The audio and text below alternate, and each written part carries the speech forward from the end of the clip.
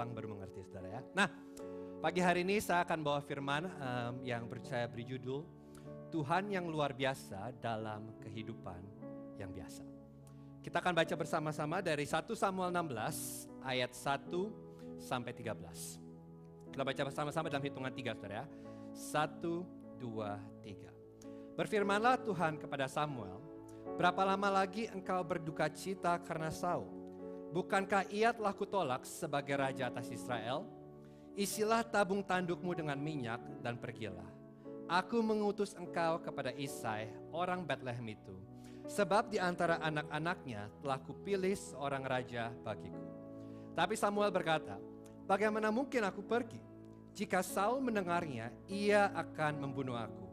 Firman Tuhan, bawalah seekor lembu muda dan katakan, aku datang untuk mempersembahkan korban kepada Tuhan. Kemudian undanglah Isai ke upacara pengorbanan itu. Lalu aku akan beritahukan kepadamu apa yang harus kau perbuat. Urapilah bagiku orang yang kusebut kepadamu.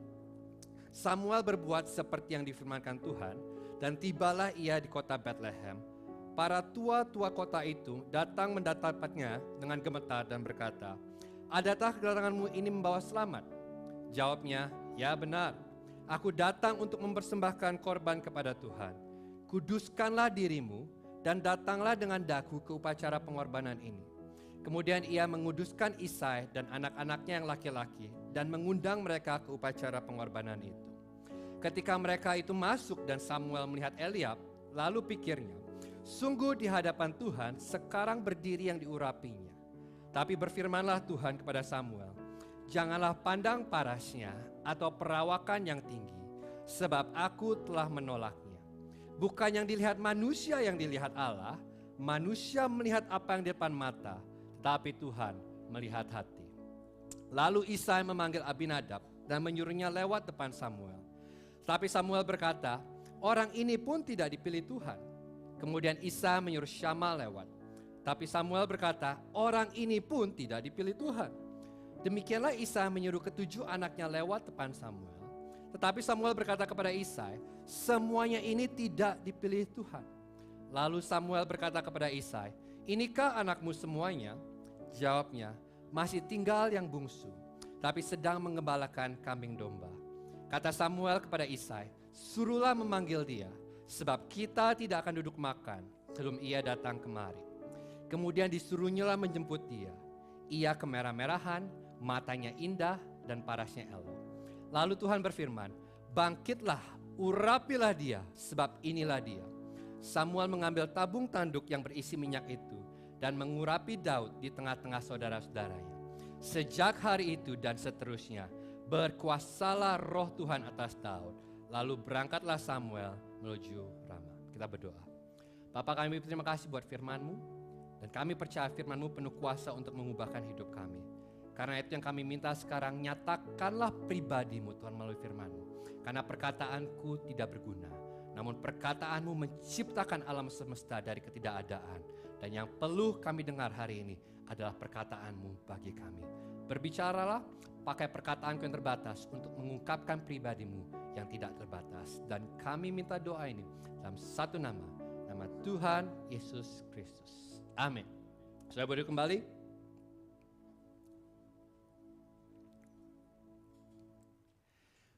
Nah, saya yakin ya, banyak dari saudara pasti sudah membuat resolusi tahun baru. Oke, itu sesuatu yang kita lakukan biasa setiap tahun baru. Bahkan mungkin ada beberapa dari saudara yang sudah gagal dalam mengikuti resolusi tahun baru. Ada saudara? Dan untuk khotbah pertama saya tahun ini, saya ingin berbicara tentang bagaimana kita bisa menjalani tahun yang baik.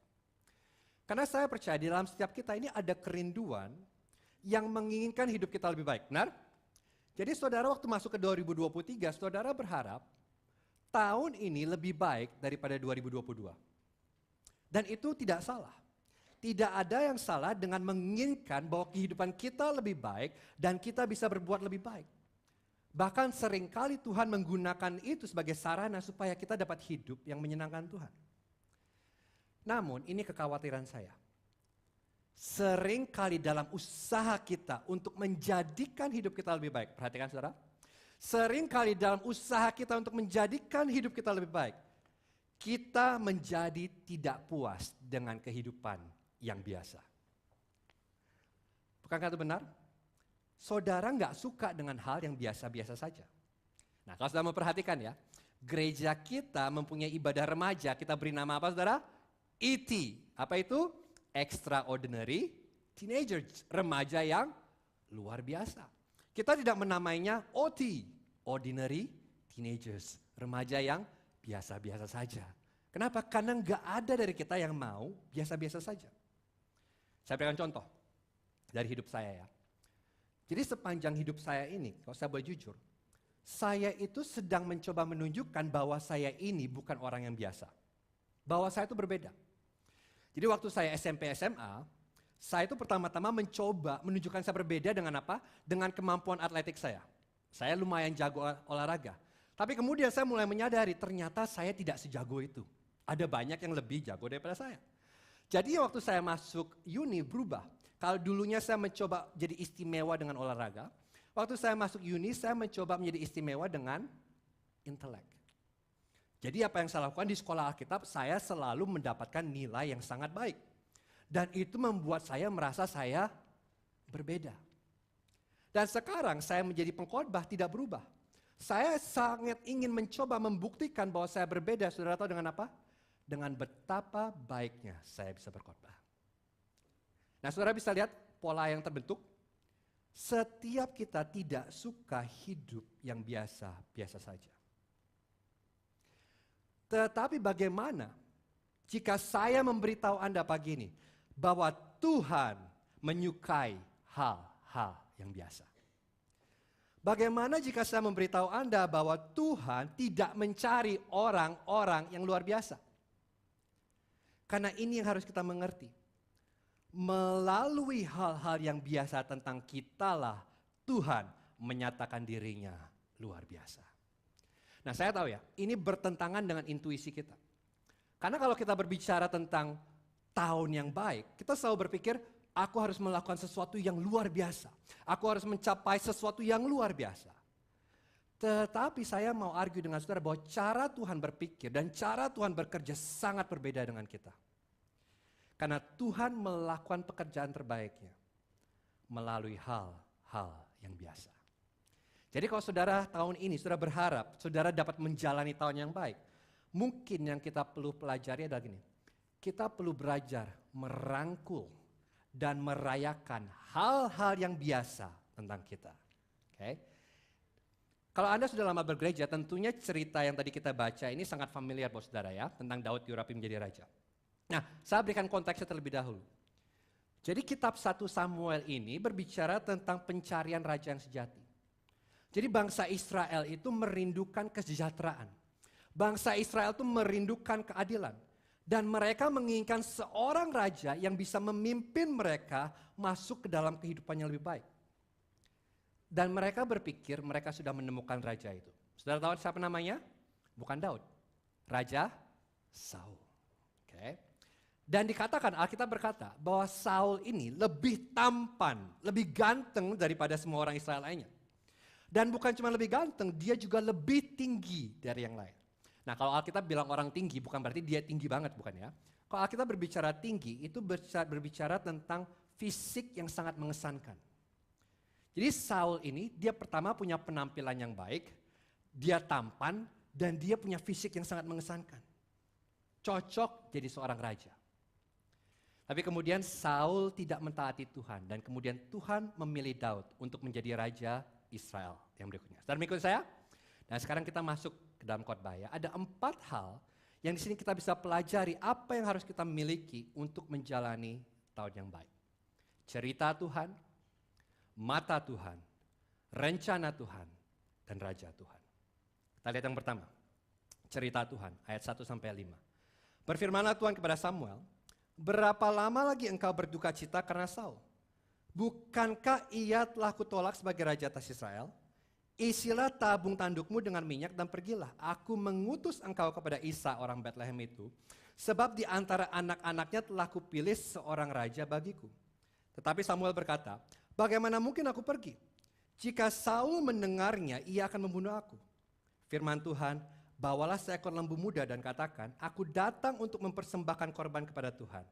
Kemudian undanglah Isai ke upacara pengorbanan itu, lalu akan memberitahukan kepadamu apa yang harus kau perbuat. Urapilah bagiku orang yang akan kusebut kepadamu. Samuel berbuat seperti yang difirmankan Tuhan dan tibalah ia di kota Bethlehem. Para tua-tua di kota itu datang mendapatkannya dengan gemetar dan berkata, adakah kedatanganmu membawa selamat? Jawabnya, ya benar. Aku datang untuk mempersembahkan korban kepada Tuhan. Kuduskanlah dirimu dan datanglah dengan daku ke upacara pengorbanan ini. Kemudian ia menguduskan Isai dan anak-anak yang laki-laki dan mengundang mereka ke upacara pengorbanan itu. Nah, kalau saudara baca 1 Samuel pasal-pasal sebelumnya, saudara menemukan bahwa ternyata Tuhan telah menolak Raja Saul. Kenapa? Karena Saul lebih mementingkan kemuliaannya sendiri daripada kemuliaan Tuhan. Dan karenanya Tuhan menyesal menjadikan Saul sebagai raja. Dan sekarang di pasal 16 Samuel ini sedang bersedih. Dia berduka cita. Mengapa? Karena kalau saudara tahu sejarahnya yang terjadi begini. Sewaktu bangsa Israel meminta raja manusia, Samuel menolak. Karena Samuel berkata, Israel, Tuhanlah rajamu. Tapi Israel bersikeras, enggak. Samuel, kami mau raja manusia seperti bangsa-bangsa di sekitar kami. Jadi mereka bersikeras dan akhirnya karenanya Tuhan memberikan mereka Saul sebagai raja pertama atas Israel. Dan saudara tahu siapa yang mengurapi Saul? Samuel. Jadi Samuel berpikir ini akhirnya akan ada seorang raja yang akan membawa bangsa Israel masuk ke dalam kesejahteraan. Bahwa inilah raja pilihan Tuhan. Tetapi dalam waktu singkat Saul berontak terhadap Tuhan. Selalu melawan otoritas Tuhan. Dan Samuel berduka cita karenanya. Jadi bayangkan seperti ini saudara. Bayangkan kalau saudara akan menikah dan saudara menemukan bahwa ternyata tunangan Anda tidak seperti yang Anda kira. Dia adalah seorang penipu. Apa yang saudara rasakan? Hati saudara akan hancur berkeping-keping. Benar? Ini Samuel.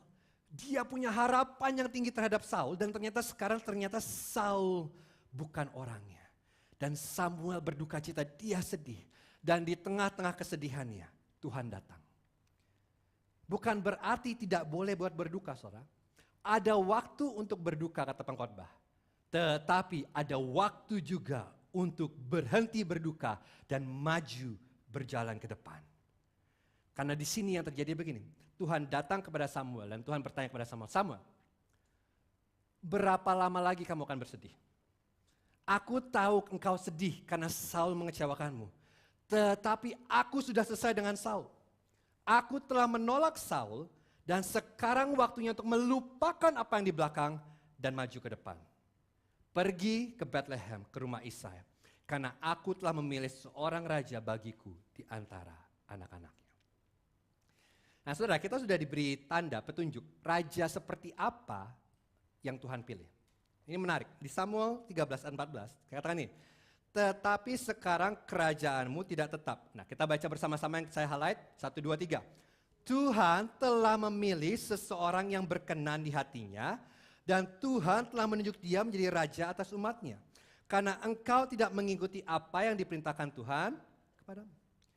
Jadi jelas sekali di sini dikatakan bahwa raja yang berikutnya, ini adalah raja yang Tuhan sendiri yang memilih. Dan ini saudara perbedaan terbesar antara Saul dan Daud.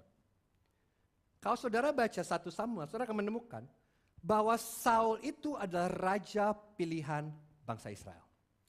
Bangsa Israel kepingin raja yang mengesankan seperti raja-raja di sekitar mereka. Dan karena itu Tuhan memberikan mereka Saul. Tentu Tuhan berdaulat. Jadi di satu sisi benar Tuhan juga memilih Saul. Tetapi ini tidak merubah kenyataan bahwa Israel lah yang meminta Saul menjadi raja. Saul adalah gambaran raja pilihan manusia. Tetapi Daud berbeda. Daud adalah raja pilihan Tuhan. Dan Tuhan berkata kepada Samuel, berhenti bersedih. Karena aku sudah punya raja yang aku pilih untuk diriku sendiri.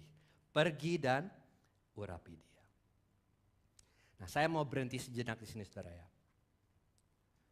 Karena mungkin bagi banyak saudara, sebagian besar ya saudara, Saudara berada di tempat ini sekarang. Saudara sedang berduka. Kenapa? Karena kalau Anda melihat ke tahun 2022 atau Anda melihat ke tahun-tahun sebelumnya, saudara memiliki banyak alasan untuk bersedih. Karena mungkin seperti Saul, Anda melakukan sesuatu yang bodoh yang seharusnya tidak Anda lakukan. Dan Anda sekarang sedang menderita konsekuensinya. Jadi Anda membuat keputusan yang bodoh dalam pekerjaan saudara, dalam hubungan saudara, dalam mendidik anak, dan sekarang saudara membayar harganya. Atau mungkin Anda seperti Samuel. Jadi begini, Samuel apa? Samuel itu benar-benar ingin mentaati Tuhan, benar saudara ya? Tetapi sewaktu dia mentaati Tuhan, yang dia dapatkan bukanlah keadaan menjadi lebih baik, tetapi keadaan menjadi lebih buruk. Jadi Anda percaya kepada Tuhan, Anda berjalan dengan iman, tetapi yang Anda alami apa? Mimpi saudara hancur. Harapan saudara pupus. Hubungan yang saudara tunggu-tunggu putus. Anda mentaati Tuhan dan Anda berduka. Dan kalau itu Anda, saya mau Anda mendengarkan firman Tuhan untuk Anda hari ini. Perhatikan. Berapa lama lagi saudara akan berduka? Karena Tuhan masih bergerak maju. Dan yang terjadi adalah sering kali gini, karena kita melihat sepertinya cerita kita sudah selesai, kita berpikir cerita Tuhan selesai. Tetapi Tuhan berkata melalui Samuel, cerita Tuhan belum selesai. Karena cerita Anda bukan cerita Tuhan. Dan cerita Tuhan jauh lebih baik daripada cerita Anda. Jadi apa yang menurut Anda akhir dari cerita, sebenarnya hanyalah permulaan dari sebuah cerita yang lebih indah. Jadi pagi hari ini, bagi saudara yang merasa saudara sedang berduka, jangan terbebani sampai saudara lupa bahwa ada tangan Tuhan yang berdaulat atas segala sesuatu yang Anda alami. Dan cerita dia belum selesai. Mungkin ini saatnya untuk saudara maju dan bergerak mengikuti cerita Tuhan atas hidup Anda.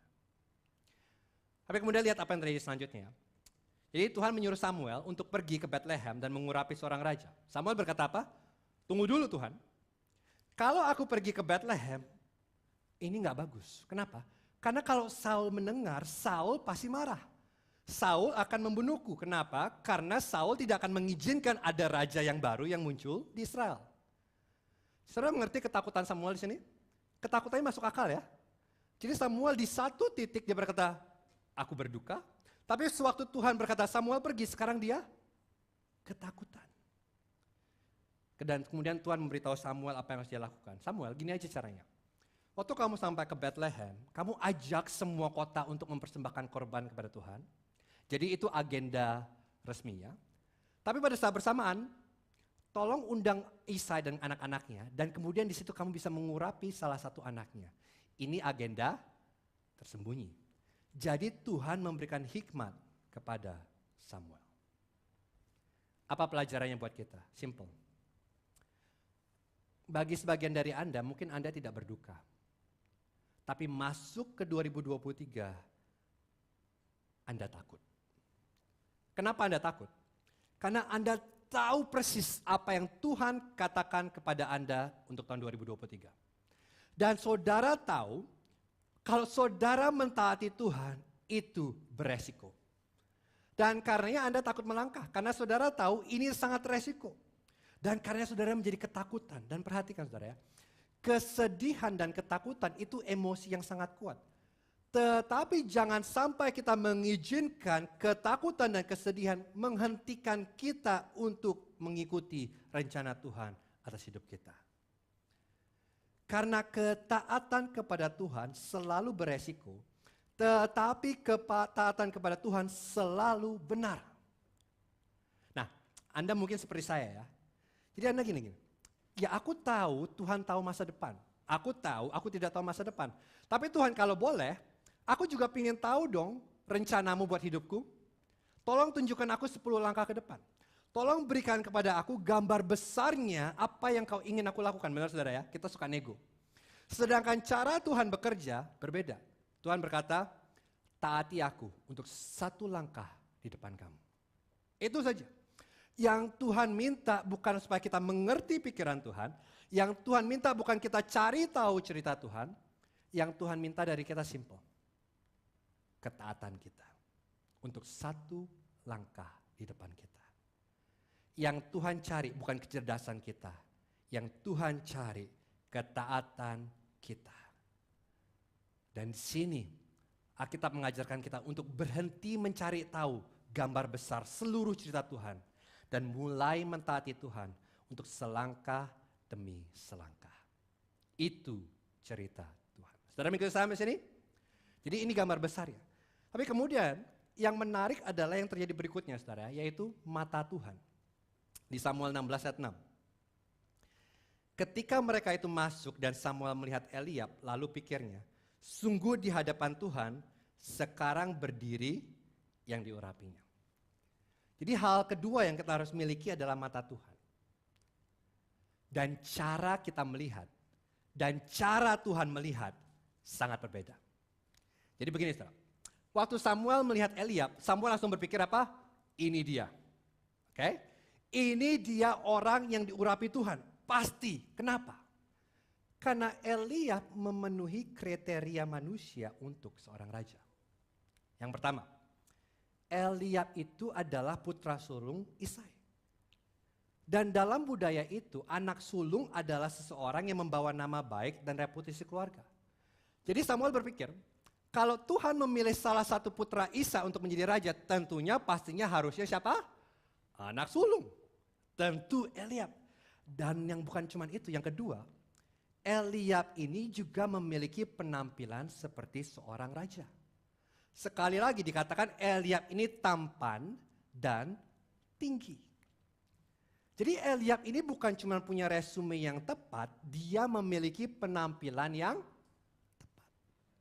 Nah kalau hari ini saudara ya, saya coba bayangkan Eliab itu seperti siapa ya hari ini? Kalau saya coba bayangkan, Eliab mungkin itu seperti Chris Hemsworth. Thor ya saudara ya.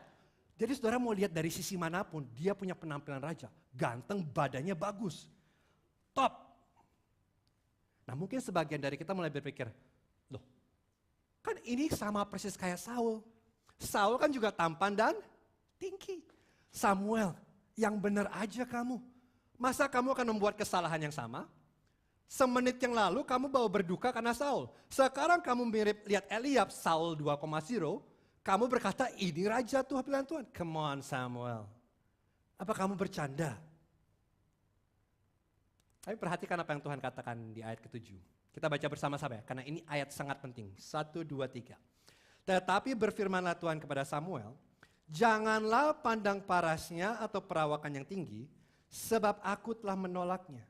Bukan yang dilihat manusia yang dilihat Allah, manusia melihat apa yang di depan mata. Tetapi Tuhan melihat apa saudara? Hati. Nah, perhatikan. Sebelum saudara dan saya menghina, Samuel itu dangkal banget sih. Mari saya beritahu, saudara dan saya melakukan kesalahan yang sama seperti Samuel. Kita sekarang ini hidup di zaman yang jauh lebih terobsesi dengan penampilan daripada budaya manapun. Sangat berlawanan dengan intuisi kita untuk tidak menilai seseorang dari penampilan mereka. Benar? Yang terjadi di sini kalau saudara gaul, ini namanya salfok. #salfok. Saudara tahu apa itu? Salah fokus. Mungkin beda zaman ini ya. Mungkin saudara nggak tahu salfok ya. Salfok itu adalah salah fokus. Jadi begini, apa itu salah fokus? Saya jelaskan. Katakanlah Anda ingin mencopet seseorang. Jangan saudara ya, ini cuma ilustrasi. Kalau saudara mau mencopet seseorang, saudara tahu apa yang harus saudara lakukan? Supaya saudara bisa mencopet, saudara itu harus memfokuskan perhatian orang itu kepada satu sisi, sehingga dia tidak bisa melihat saudara mencopet di sisi lain. Saudara lihat apa yang terjadi? Jadi dia akan memfokuskan saudara kepada sesuatu yang tidak penting, sehingga saudara tidak menyadari sesuatu yang penting. Jadi fokus kita kepada hal yang tidak esensial dan kita melewatkan apa yang esensial. Ini namanya salfok, salah fokus. Dan Tuhan berkata kepada Samuel, Samuel, jangan sampai kamu kecopetan. Jangan sampai kamu salah melihat. Jangan salah fokus kepada penampilan sehingga kamu tidak melihat apa yang sebenarnya penting. Jangan mencoba melihat dengan matamu sendiri dan melewatkan mata Tuhan. Karena apa yang penting bagi matamu tidak penting di mata Tuhan. Dan inilah permasalahan kita semua. Kita selalu membuat evaluasi yang dangkal berdasarkan perspektif kita yang terbatas. Saya berikan satu contoh. Bagaimana cara kita menentukan pasangan hidup? Ada pepatah Indonesia berkata, dari mata turun ke hati. Bukan dari hati naik ke mata, bukan ya. Dari mata turun ke hati. Jadi begini, katakanlah ada 10 calon pasangan hidup. Bagaimana cara kita memilih 1 dari 10? Saya beritahu, kita langsung dengan cepat mengeliminasi mereka yang tidak ganteng, tidak cantik, tidak menarik, dan tidak berkepribadian. Tidak memiliki mobil pribadi, rumah pribadi, dan deposito pribadi. Jadi yang tersisa langsung mereka yang memiliki penampilan baik. Dan kita berharap salah satu dari mereka adalah orangnya. Benar? Kalau itu cara kita menilai seseorang, berarti kita baru saja melewatkan orang yang dipilih Tuhan untuk menjadi Raja Israel yang berikutnya. Saya nggak berkata penampilan yang baik itu buruk. Bagaimana cara memilih 1 dari 10 pasangan hidup? Pilih yang paling jelek dan paling pendek. Karena orang tersebut ada pasangan hidup dari Tuhan. Bukan. Alkitab tidak mengajarkan itu. Alkitab tidak punya masalah dengan penampilan yang baik. Karena nanti kita akan menemukan ternyata Daud juga ganteng, saudara. Jadi apa masalah dengan Eliab? Permasalahan dengan Eliab bukan karena dia terlalu ganteng atau dia tidak cukup jelek. Jadi ayat ini tidak memberitahu kepada kita gini, Tuhan tuh gak suka sama orang-orang yang ganteng dan cantik. Jadi kalau kamu mau dipakai Tuhan, ini caranya. Jadilah sejelek dan sependek mungkin. Semakin jelek, semakin pendek, semakin besar kesempatan dipakai Tuhan. Bukan. Tentu Alkitab tidak mengajarkan itu.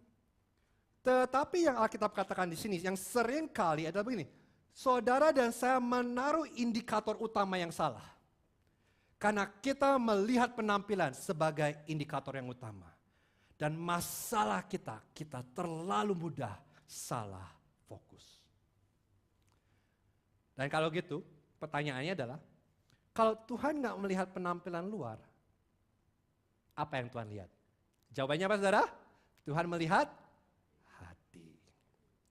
Nah, kalau gitu pertanyaannya, apa artinya bagi Tuhan untuk melihat hati? Nah, ini yang membingungkan saya. Saya bingung untuk bertahun-tahun ya. Jadi dulu mungkin saudara berpikir seperti saya. Saya pikir ini, kalau gitu yang penting bagi Tuhan itu bukan penampilan. Yang penting bagi Tuhan itu adalah hati kita. Tuhan menolak Eliab karena dia ganteng tapi hatinya buruk. Tetapi Tuhan memilih Daud karena hatinya baik. Ada saudara yang berpikir sama seperti saya? Ada satu permasalahan. Kalau kita mempelajari kehidupan Daud, Daud tidak memiliki hati yang baik. Dari mana saya tahu? Mazmur 51 dia berkata, aku lahir di dalam dosa. Hatiku berdosa dari aku kecil. Dan kalau saudara pelajari sejarah kehidupan Daud dan saudara mengira Tuhan memilih Daud karena hatinya baik, saudara akan terkejut. Karena Daud akan melakukan hal-hal yang jauh lebih buruk daripada Saul. Jadi kalau gitu mengapa Tuhan memilih Daud? Apa artinya bagi Tuhan untuk melihat hati? Karena kalau itu artinya kita harus punya hati yang baik baru kita dipilih Tuhan, game over. Tidak ada satupun dari kita yang dipilih Tuhan. Karena tidak ada satupun dari kita yang punya hati yang baik. Setiap kita lahir dengan hati yang penuh dosa. Dan waktu saya baca komentari, ada satu komentari baik John Woodhouse yang membuat saya akhirnya, ini dia jawabannya. Saya akhirnya mengerti apa maksudnya untuk Tuhan melihat hati. Okay. Dia memberikan terjemahan literalnya dari bahasa Ibrani. Itu seperti ini. Tuhan tidak melihat bagaimana manusia melihat. Sebab manusia melihat menurut matanya. Tetapi Tuhan melihat menurut hatinya. Jadi sini John Woodhouse mengatakan bahwa ketika saudara dan saya melihat, kita menggunakan apa? Mata jasmani. Kita melihat apa yang di depan mata kita. Tetapi sewaktu Tuhan melihat, dia tidak melihat dengan mata. Dia melihat melalui hatinya. Jadi bukan hati manusia yang Tuhan lihat, tetapi Tuhan melihat manusia menurut hatinya. Saudara bisa lihat perbedaannya? Dengan kata lain, Tuhan tidak pernah mencari orang yang mencukupi kualifikasi untuk dia pakai. Oh tidak. Karena tidak ada satupun yang memenuhi kualifikasi untuk Tuhan pakai. Melainkan Tuhan memilih seseorang menurut hatinya sendiri. Ini berbicara tentang tujuan Tuhan, pilihan Tuhan yang berdaulat dan bukan kualitas manusia. Dan ini mengubah arti kata seseorang yang berkenan di hati Tuhan. Saya sering dengar kata itu? A man after God's own heart. Sering ya? Kita sering pakai itu. Apa artinya a man after God's own heart? Oke. Ini artinya. John Woodhouse berkata seperti ini. Seseorang yang berkenan di hati Tuhan sering diartikan sebagai orang yang sangat saleh. Orang dengan hati seperti hati Tuhan. Tetapi saya tidak percaya bahwa kata-kata itu dapat berarti demikian. Seseorang yang berkenan di hati Tuhan adalah, jika saya dapat mengatakan seperti ini, berbicara tentang tempat yang dimiliki seseorang di dalam hati Tuhan daripada tempat yang dimiliki Tuhan di dalam hati seseorang. Mungkin saudara bilang, Yos, ini terlalu ribet buat minggu pagi. Saya sederhanakan. Ini, dengan kata lain, Tuhan tidak memilih orang karena mereka istimewa. Tuhan memilih orang karena Tuhan berdaulat. Jadi gambarannya di sini bukanlah seseorang yang memiliki banyak Tuhan dalam hatinya, bukan. Tetapi gambarannya ada tentang Tuhan yang memiliki orang-orang di dalam hatinya. Orang-orang pilihan Tuhan sendiri. Jadi Daud di sini dipilih menjadi raja bukan karena Daud memiliki suatu kualitas istimewa yang membuat Tuhan, wow, luar biasa sekali. Oh tidak. Tetapi Daud dipilih Tuhan karena Tuhan sudah menentukan Daud dari kekekalan untuk menjadi raja atas Israel. Bukan Daud yang mencari Tuhan. Tuhan yang mencari Daud. Dan kalau saudara mengerti ini, saudara, waktu saudara menghadapi 2023, saudara akan penuh dengan dorongan. Mengapa? Karena itu berarti gini, kalau hari ini saudara bisa menaruh iman saudara kepada Yesus. Kalau hari ini saudara bisa mencintai Yesus, itu bukan karena saudara. Bukan karena sesuatu istimewa dalam saudara. Tetapi karena Tuhan sudah memilih saudara. Tuhan memilih saudara untuk menjadi miliknya. Dan kalau itu benar, perhatikan. Kalau memang dari awal kita dipilih bukan karena kita, dan Tuhan memilih kita untuk rencananya, pertanyaan saya, mungkinkah rencana Tuhan dalam hidup saudara gagal? Tidak, kenapa? Karena dari awal ini tidak pernah tentang saudara dan saya. Dari awal semua tentang Tuhan. Dia yang memilih, dia yang memiliki rencana, dia yang memanggil. Ini mata Tuhan. Tapi yang menarik berikutnya adalah rencana Tuhan. Ayat 8-12. Lalu Isa memanggil Aminadab dan menyuruhnya lewat depan Samuel. Tetapi Samuel berkata, orang ini pun tidak dipilih Tuhan. Kemudian Isa menyuruh Syama lewat, tetapi Samuel berkata, orang ini pun tidak dipilih Tuhan. Demikianlah Isa menyuruh ketujuh anaknya lewat di depan Samuel, tetapi Samuel berkata kepada Isa, semuanya ini tidak dipilih Tuhan. Lalu Samuel berkata kepada Isa, inikah anakmu semuanya? Jawabnya, masih tinggal yang bungsu, tetapi sedang menggembalakan kambing domba.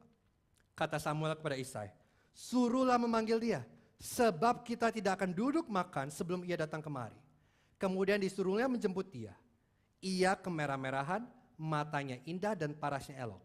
Lalu Tuhan berfirman, bangkitlah, urapilah dia, sebab inilah dia. Nah, kalau saudara ngikuti ceritanya ya, saudara tahu ini mirip apa? Ini mirip Cinderella, saudara. Oke, ini Cinderella versi Perjanjian Lama. Jadi semua saudara Daud ini mencoba memakai sepatu kaca, tapi nggak ada yang muat. Dan akhirnya Samuel berkata, Isai, kamu yakin ini semua anakmu? Mungkin nggak sih ada satu anakmu yang kelupaan? Dan Isai berkata, oh iya, ada satu anakku yang bungsu dan dia sedang mengembalakan domba. Dan kata bungsu itu berasal dari sebuah kata Ibrani hakaton, yang artinya bukan hanya muda, tetapi juga artinya gini, tidak penting, tidak berarti. Dan kemudian Samuel kesal ya dengan jawaban Isaiah. Disuruh semua anak, kok ada satu anak nggak dipanggil? Jadi dia bilang apa? Panggil dia. Dan gak boleh satupun dari kita duduk sampai Daud datang. Ini lagi cranky nih ya, cranky prophet ini. Nah, coba kita pikirkan sejenak saudara tentang Daud. Daud ini kandidat yang begitu tidak mungkin untuk menjadi raja, sehingga papanya sendiri tidak memperhitungkan dia, benar? Ini pertemuan terpenting keluarga Isai dan Daud tidak diundang. Kenapa? Karena dia hakaton. Karena dia terlalu muda, tidak berpengalaman, tidak penting, terlalu biasa. Dan kemudian waktu Daud sampai, Alkitab memberitahu kita bahwa Daud ini kemerah-merahan, matanya indah, parasnya elok. Jadi apa maksudnya? Daud ternyata memiliki penampilan yang baik. Dia ganteng saudara, dan bukan cuma ganteng, dia imut. Okay? Kalau bahasa Inggrisnya lebih bagus ya, he's cute. Okay? This is a cute guy. Okay? Jadi kalau saudara bayangkan sehari-hari, mungkin yang di mata manusia begini, dia cute, tapi dia nggak cocok jadi raja. Jadi bayangkan, yang ada di depan kita sekarang bukan Chris Hemsworth, melainkan Justin Bieber. Jangan tersinggungnya para belieber ya. Mungkin waktunya sudah bertobat menjadi believer hari ini. Kenapa? Karena waktu mereka melihat Daud, ini imut. Kita nggak mau raja imut, kita mau raja yang perkasa. Tapi Tuhan berkata, ini dia orangnya. Ini pria yang sudah aku miliki di hatiku untuk menjadi raja Israel berikutnya. Daud mungkin tidak memiliki penampilan seorang raja, tetapi Daud adalah pilihan Tuhan. Dan itulah yang penting. Saudara dan saya mungkin kita akan sering terkejut dengan orang-orang yang Tuhan pilih untuk mencapai tujuannya. Karena kita terlalu mudah menilai melalui penampilan. Tapi lihat ayat 13, dan ini ayat yang menurut saya sangat indah ya. Dan saya mau mengambil sedikit waktu di sini. Ayat 13. Samuel mengambil tabung tanduk yang berisi minyak itu dan mengurapi Daud di tengah-tengah saudara-saudaranya. Sejak hari itu dan seterusnya berkuasalah roh Tuhan atas Daud. Lalu berangkatlah Samuel menuju Rama. Sewaktu Samuel mengurapi Daud depan saudara-saudaranya, sejak hari itu, saudara tahu apa yang terjadi? Roh Tuhan turun atas Daud dan roh Tuhan berkuasa atas Daud. Yang berarti Daud dipenuhi dengan Roh Kudus. Dan saudara jangan lewatkan ini. Karena kalau saudara melihat kehidupan Daud, saudara akan melihat Daud ini akan menjadi sosok yang begitu luar biasa. Dia mengalahkan Goliat, dia menulis sebagian besar kitab Mazmur, dan dia menjadi raja terhebat dalam sejarah Israel. Dan kalau kita melihat kehidupan Daud, mudah kita berasumsi Daud pasti sosok yang luar biasa. Tetapi 1 Samuel 16 menunjukkan kepada kita itu tidak benar. Daud tidak menjadi hebat karena dia luar biasa. Tidak ada satupun hal yang luar biasa tentang Daud. Daud adalah apa? Hakaton. Dia orang yang tidak dinilai. Dia orang yang tidak penting. Dia orang yang biasa saja. Tetapi apa yang membuat Daud luar biasa, bukan karena dia memiliki kualitas yang istimewa. Yang membuat Daud hebat, karena adalah kuasa Tuhan yang berkuasa atas Daud. Daud adalah orang yang biasa, yang memiliki Raja Tuhan yang luar biasa. Dan karenanya dia menjadi raja yang luar biasa. Dan hal yang sama juga berlaku untuk setiap saudara dan saya di tempat ini. Perhatikan saudara. Tidak ada hal yang luar biasa tentang saudara dan saya. Kita adalah orang-orang yang biasa saja. Coba ya, tengok kanan kirinya, katakan sama sebelah kirinya, kamu orang yang sangat biasa. Coba ngomong-ngomong, nengok, kamu orang yang sangat biasa. Sekarang tengok balik, bilang, kamu juga sangat biasa. Saudara dan saya harus mengerti ini. Karena perhatikan, ini yang harus kita rubah. Umat Kristus bukanlah orang-orang yang luar biasa. Umat Kristus adalah orang-orang yang biasa yang memiliki Tuhan yang luar biasa. Dan kebenarannya adalah hari ini kalau saudara percaya kepada Kristus, di dalam kehidupan saudara dan saya ada roh Tuhan yang berkuasa. Kita diurapi oleh Tuhan dengan tujuan Tuhan. Jadi kalau saudara berkata, aku ingin menjalani tahun yang baik, aku ingin menjadi orang yang Tuhan pakai dengan luar biasa. Caranya adalah bukan dengan berkata, aku luar biasa, aku luar biasa, aku luar biasa. Bukan. Caranya adalah kita harus merangkul kebiasaan kita. Kita harus merangkul kenyataan bahwa kita orang yang biasa. Karena melalui kebenaran itu, Tuhan dapat menunjukkan dirinya sebagai luar biasa dalam hidup saudara dan saya. Ini bukan cuma cerita Daud. Saudara perhatikan dari Kejadian sampai Wahyu. Tuhan selalu memakai orang-orang yang biasa. Dia gak pernah tertarik dengan orang-orang yang merasa dirinya hebat. Dia gak tertarik dengan orang-orang yang mengejar kemuliaannya sendiri. Dia tertarik dengan orang yang tahu bahwa hidup mereka bukan tentang mereka, tapi tentang kemuliaan Tuhan semata-mata. Dan Tuhan ingin memakai orang-orang yang berkata, Tuhan aku tidak bisa, namun aku tahu Engkau bisa. Permasalahannya ini, banyak dari kita mau menjadi Daud dengan cara mengikuti Saul. Kita mengandalkan kekuatan kita dan bukan kekuatan Tuhan. Dan ini tidak akan berhasil. Karena jalan untuk kita menjadi luar biasa adalah dengan berhenti mencoba menjadi luar biasa. Sehingga kuasa Tuhan dapat bersinar melalui hal-hal yang biasa tentang kita. Dan ada sebuah pelajaran terakhir yang kita nggak boleh lewatkan di sini. Tahukah saudara apa yang terjadi sewaktu roh Tuhan berkuasa atas Daud? Saudara tahu apa yang terjadi? Sewaktu roh Tuhan sudah berkuasa, Daud diurapi, dia merasakan kuasa Tuhan. Saudara tahu apa yang terjadi berikutnya? Segala sesuatu kembali seperti biasa. Samuel pergi ke Rama dan Daud kembali menggembalakan domba. Nah, ini akhir yang sangat anti klimaks saudara ya. Saudara bayangkan ya, Daud ini baru saja diurapi oleh Nabi Samuel untuk menjadi raja Israel yang berikutnya. Tapi kemudian Daud harus menunggu 15 tahun untuk dia menjadi raja. Dan saudara mengerti ini, oh iya yang ngerti. Kenapa? Karena Tuhan sedang mempersiapkan Daud untuk menjadi raja. Namun pada masa persiapan, saudara dan saya berasumsi yang terjadi adalah begini. Daud akan pergi ke sekolah khusus untuk calon raja. Kemudian dia akan diwawancarai oleh Oprah. Dan kemudian dalam sekejap namanya di Instagram ada tiknya selebriti Instagram dalam semalam. Tetapi bukan itu yang terjadi. Saudara tahu bagaimana cara Tuhan mempersiapkan Daud menjadi raja? Kembali ke kehidupan yang biasa-biasa saja. Kembali menggembalakan domba. Dan ini berlawanan dengan intuisi manusia. Intuisi manusia berkata, sekarang waktunya aku melakukan hal yang luar biasa.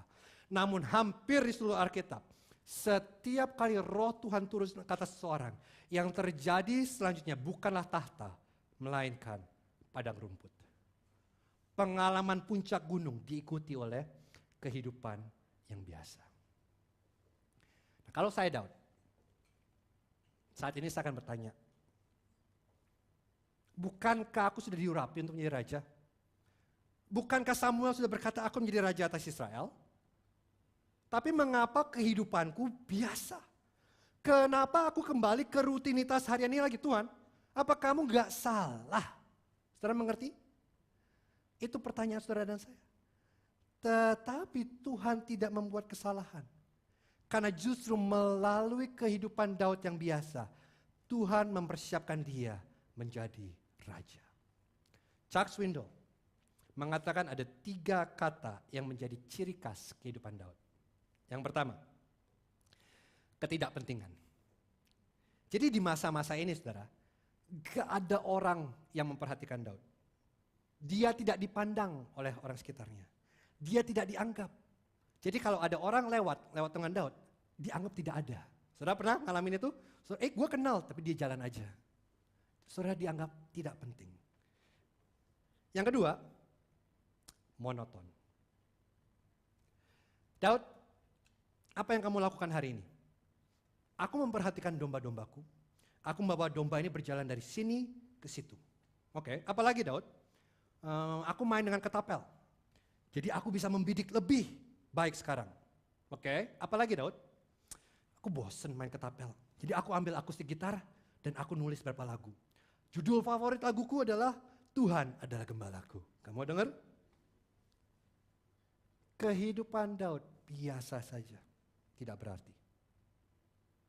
Yang ketiga, kenyataan. Karena dalam hal-hal yang biasa, saudara tahu apa yang Tuhan lakukan di belakang layar?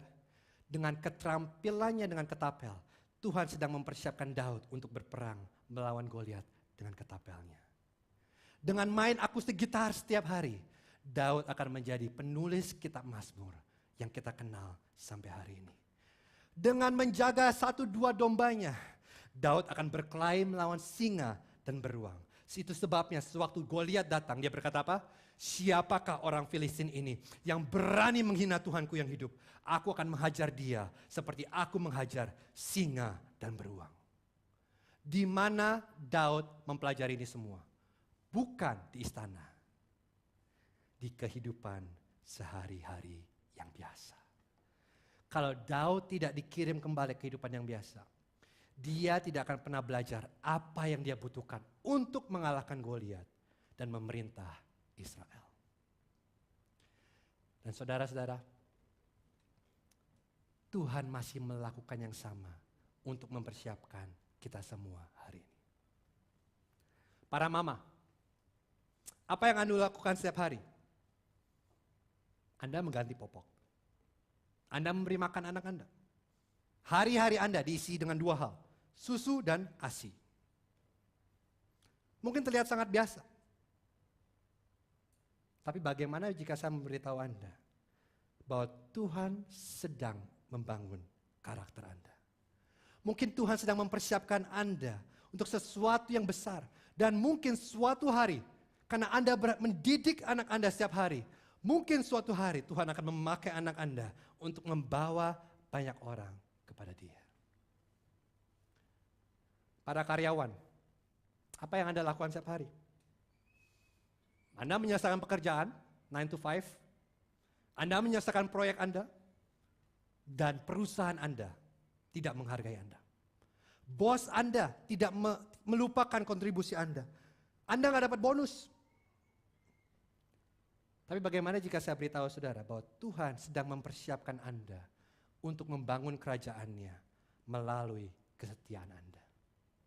Tuhan sedang mempersiapkan Anda, membentuk Anda untuk hal-hal yang jauh lebih indah di masa depan. Para mahasiswa, apa yang Anda lakukan setiap hari? Wah, nggak tidur, nyelesain tugas. Oke. Anda menghabiskan berjam-jam belajar di perpustakaan tentang hal-hal yang tidak akan pernah Anda pakai setelah Anda lulus kuliah. Tetapi bagaimana jika saya memberitahu Anda bahwa Tuhan sedang membentuk kebiasaan Anda untuk menyelesaikan misi yang besar bagi Anda. Dia sedang membentuk ketekunan Anda untuk ujian yang jauh lebih penting di masa depan. Saudara, lihat apa yang terjadi? Hal-hal yang biasa adalah tempat kerja Tuhan untuk mempersiapkan hidup kita dan membentuk hati kita. Jangan meremehkan hal-hal yang biasa, karena disitulah Tuhan melakukan karya terbaiknya dalam diri kita. Hal ketiga yang kita harus miliki untuk menjalani tahun yang baik lainnya, kita harus mengerti rencana Tuhan. Dan yang terakhir, dan yang terpenting, Raja Tuhan. Untuk saudara bisa mengalami tahun yang baik, saudara harus memiliki Raja Tuhan. Karena sampai kita memiliki Raja Tuhan dalam hidup kita, kita tidak akan pernah menjadi Daud. Kita akan menjadi Saul yang terus mengejar kemuliaan diri kita sendiri dan bukan kemuliaan Tuhan. Nah, saudara Saul, apa yang saya maksudkan dengan Raja Tuhan? Bukan Raja Daud, melainkan anak Daud. Karena seluruh cerita kehidupan Daud adalah bayangan dari cerita anak Daud. Dan namanya adalah Yesus Kristus. Sama seperti Daud tidak dianggap, Yesus tidak dianggap. Daud tidak memiliki penampilan seperti seorang raja. Sewaktu Yesus datang ke bumi, dia tidak seperti yang diharapkan bangsa Israel. Bangsa Israel menolak dia. Kenapa? Karena Yesus tidak memiliki penampilan seorang raja. Sama seperti Daud yang dipenuhi dengan roh Tuhan kemudian dibawa ke padang rumput. Saudara tahu apa yang terjadi dengan Yesus? Sewaktu Yesus dipenuhi dengan Roh Kudus, dia dibawa ke padang gurun. Sama seperti Daud dilupakan oleh papanya. Yesus bukan hanya dilupakan oleh papanya, tetapi dia ditinggalkan oleh papanya di kayu salib. Maka itu dia berteriak di kayu salib apa? Tuhanku, Tuhanku, mengapa Engkau meninggalkan aku? Kalau saudara melihat kehidupan Yesus, tidak ada yang lebih kelihatan sebagai orang yang tidak dipilih Tuhan selain Yesus yang tergantung di kayu salib. Jadi Yesus satu-satunya yang luar biasa. Dia menjadi rendah, lebih rendah dari orang biasa dan mati di kayu salib. Sosok yang paling ganteng, paling tampan, paling agung, paling indah di alam semesta. Dia kehilangan daya tariknya sehingga Yesaya berkata, bahkan melihat dia pun kita tidak mau. Karena kenapa? Dia begitu jelek. Sehingga tidak ada satu orang pun yang mau memandangnya di kayu salib. Dan pertanyaannya buat saudara dan saya, mengapa? Mengapa sosok terindah menjadi sosok yang begitu jelek? Ini jawabannya. Sosok terindah di alam semesta menjadi jelek.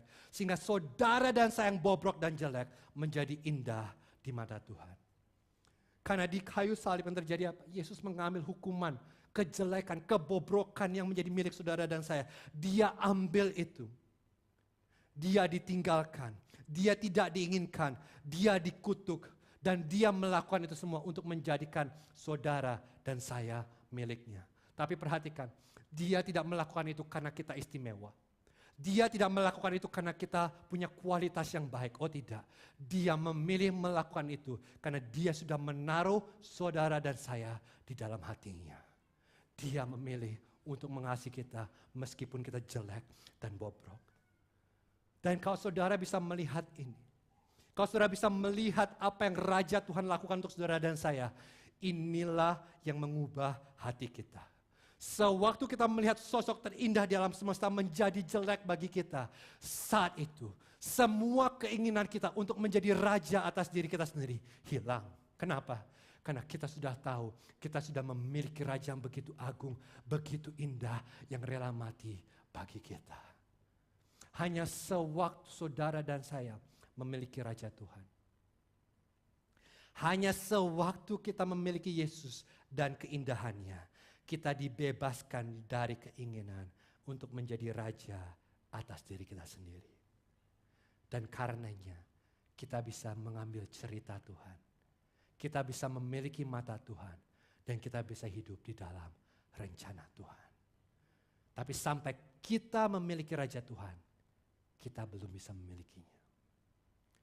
Jadi saudara ingin mengalami tahun yang baik? Ini caranya.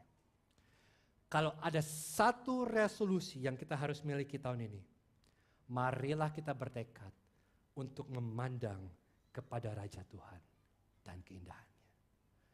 Pandang Yesus, karena Dia yang bisa memuaskan saudara di tahun 2023. Mari kita berdoa.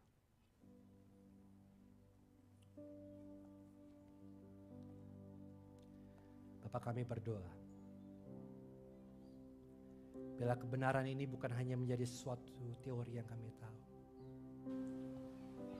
tapi biarlah keindahan Kristus itu terlukis di hati kami, dan kami melihatnya, dan kami terpesona karena